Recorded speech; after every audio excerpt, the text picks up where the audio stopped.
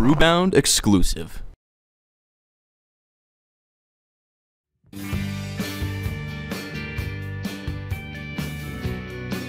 Okay, I'm Greg Berman. I'm one of the owners of Clown Shoes Beer.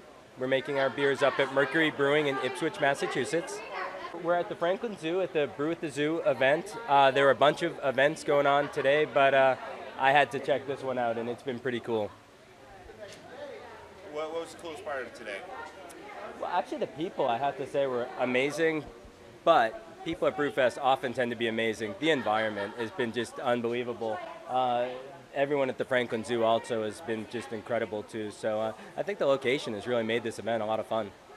Have you ever been to a zoo before to sample beers? I have not, no.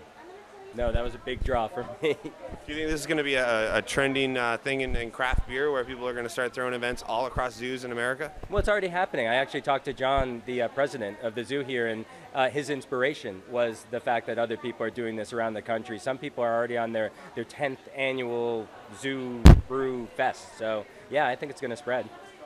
Would you want to come back? Oh, yeah, absolutely. Though maybe not by the vultures and the bat flying around, of which one definitely said hello in an unpleasant way, but hey. All right, let's talk about your beer for a little bit. You had one beer in particular tonight that kind of flew off the table. Well, that was the Clementine, which, I've done a lot of fests, and I'm not sure exactly why today it just blew up, but we had a line of people that just wanted the Clementine, so the word got out, and people were digging it, including some folks that are really seriously into Belgian white ales, so that was really gratifying. All right, so let's talk about that a little bit in the nerdy kind of space. Sure, yeah. Tell us about the beer. Well, it's, we worked in this for a while. I'm not a huge fan of summer beers in general, but I wanted to make something that would appeal both to the person that just wants something simple and refreshing and not to think about it too much, and then the real craft beer enthusiast. And so we played for a long time. We made about 5-6 test batches. We used a couple of different yeast varieties. We ended up going with the Uniraw Blanche de Chambly yeast, and what finally went into it was clementine essence, sweet orange peel, coriander, and we did a little bit of dry hopping with Summit hops, which gave it a little extra complexity and a teeny bit of balancing bitterness as well. And so far, so good. People have been digging it. Where can people get your beer?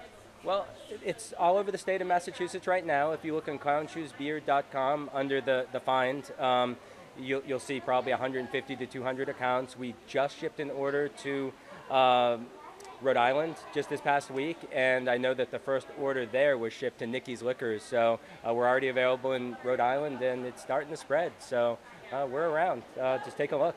How long have you guys been a brewery? Just since December of last year. And growing pains any at all?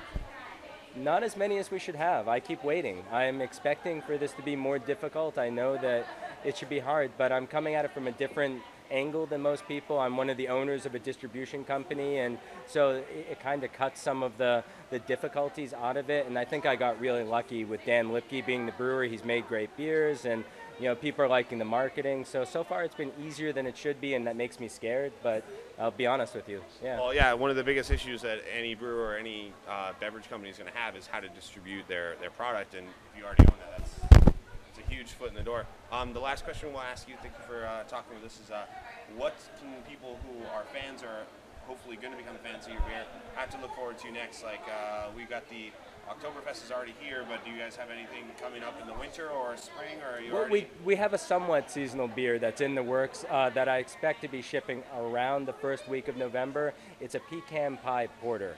And we've got the base beer down. We're still kind of playing with the other ingredients. I'm going up to Ipswich on Monday, and we're hoping to finalize the beer and put it on the schedule. So that'll be the next thing out, but there are 5 or 6 other beers that we're toying with, and I plan to keep releasing things as we refine them and feel they're ready to go. Well, Greg, thank you very much for Thank you.